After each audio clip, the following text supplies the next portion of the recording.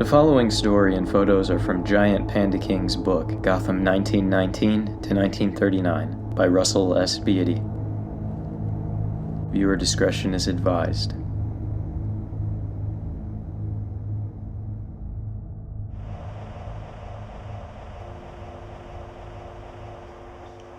Never give up, even when the fight seems lost.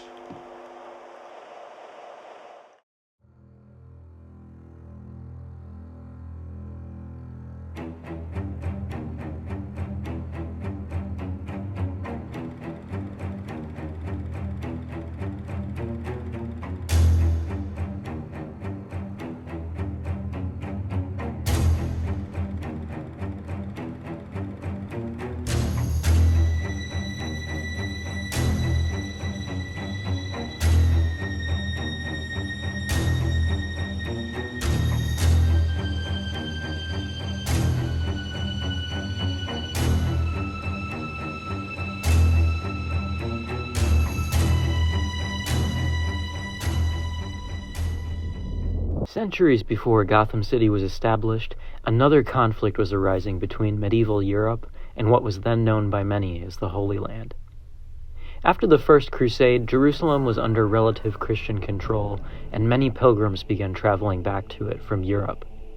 Outside of the city, however, pilgrims were constantly beset by bandits and highwaymen. These pilgrims were oftentimes slaughtered by the hundreds on their journey to the city. This led to the formation of a monastic religious group dedicated to the protection of these pilgrims. This order was called the Knights Templar and was formed in the year 1119. This group quickly rose to prominence in feudal Europe. They had the support of Saint Bernard of Clairvaux, whose uncle had been a founding member of the Templars. This aided their popularity and finances. In 1129, they were officially recognized by the Roman Catholic Church. This endorsement led to an even larger amount of finances, resources, and members. In 1139, the Templars were exempted from adherence to local laws by Pope Innocent II. This allowed them to pass borders freely and not pay local taxes in their travels. Because of this rapid growth and impunity from most laws, the Templars became the advanced troops for most battles in the following Crusades. Their non-combatant members were also important, pioneering banking and financial techniques throughout Christendom. The Templars continued influencing these events at least until the 1300s. By then, a darkness had begun to seep into the mention of their name. With the rapid growth of the order, there were rumors and superstitions around them. Some claimed that certain sects were holding arcane initiation ceremonies, others that they had committed rampant injustices throughout the Holy Land due to their papal immunity. King Philip the Fair of France had risen to the throne in 1268. On Friday, October 13th of 1307, the king stated, "God is not pleased. We have enemies of the faith in the kingdom." King Philip had been consolidating power over nobility and the church, wanting the French monarchy to be uncontested in any regard. He forced the hand of Pope Clement V into allowing the arrest, torture, and eventual disbanding of the Knights Templar in 1312. During these arrests and trials, many of the Templars were forced into the admission of worshipping idols, corruption, fraud, and secrecy. Most of these admissions were made under torture and therefore mostly false. This still caused a massive scandal in Europe. While these admissions remained mostly unfounded, some claimed that it was not the Templars as a whole responsible for these allegations, but instead one small sect of it. This sect within the Templars was known as the Sacred Order of Saint Dumas.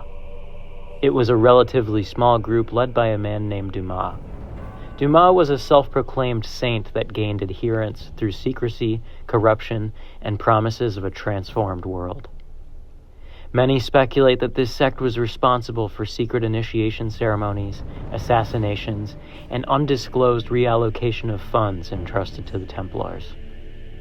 With the alleged confessions extracted from certain members of the Templars, Pope Clement disbanded the Knights Templar on March 22, 1312.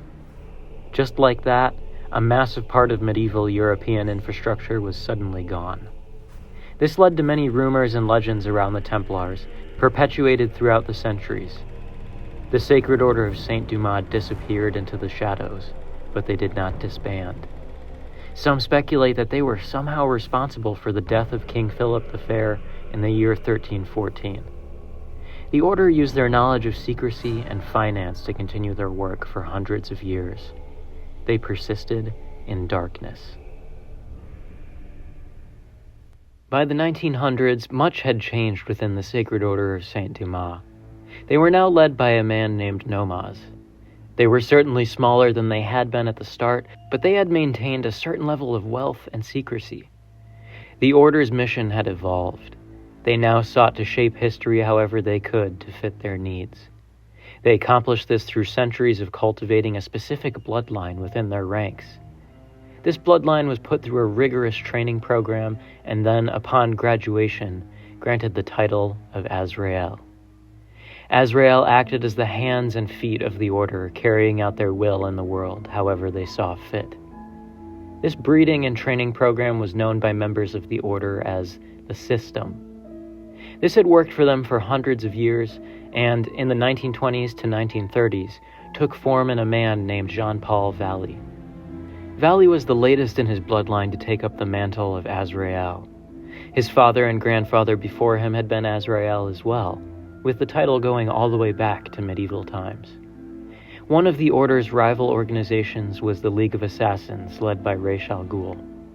When Valley stepped forward as Azrael to assist the Bat Team in the Shadow War, they assumed that he was another masked vigilante fighting for Gotham. In actuality, Dumas had learned of the League's plans in Gotham and dispatched Azrael to assist the Bat Team. In the wake of the Shadow War, it became evident just how valuable Gotham had been to the League of Assassins. Both Dumas and the Order now saw the value in furthering their interests there. They instructed Azrael to maintain cover and continue to be an ally to the Bat Team. From the Batman's perspective, he thought Azrael seemed a bit odd, but allowed his allies to continue working with him when their interests aligned. To the Bat, Azrael had proven himself numerous times, even if he was reserved.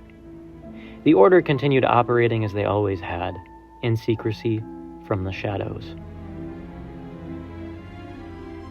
Jean-Paul Valley had almost never experienced life outside of the Order. His entire experience had been within the religious sect. All he knew was the system, Dumas's decrees, and the history that had been taught to him. Upon experiencing the battles and intensity of the Shadow War, Valley's outlook on life was a lot more serious, but also more hopeful. The more he worked with the Batman, Robin, Nightwing, Redwing, Spoiler, and the Black Bat, the more he aspired to be like them. He wanted to fulfill the instructions of the Order, but he also wanted to find his own fulfillment. He often found these two things conflicting with one another. The Order had taught him to avoid worldliness and desire, but his so-called worldly allies brought out the best in him.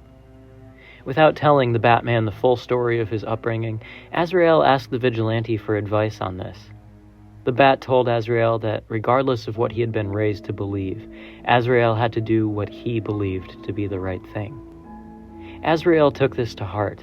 That interaction impacted the Batman, too. The Bat had seen the progress Azrael had made in aiding them. Crime had plummeted in recent months. The Batman, tired and burnt out, was thinking of extending an offer to Azrael.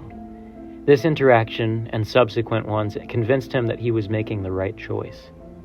Much would change in Gotham soon, and both Azrael and the Batman would be at the center of it. A new foe would arrive in Gotham, and he would not only mentally break the Bat, but would also break him physically. The fall of the Dark Knight was imminent, and Gotham would see unprecedented chaos.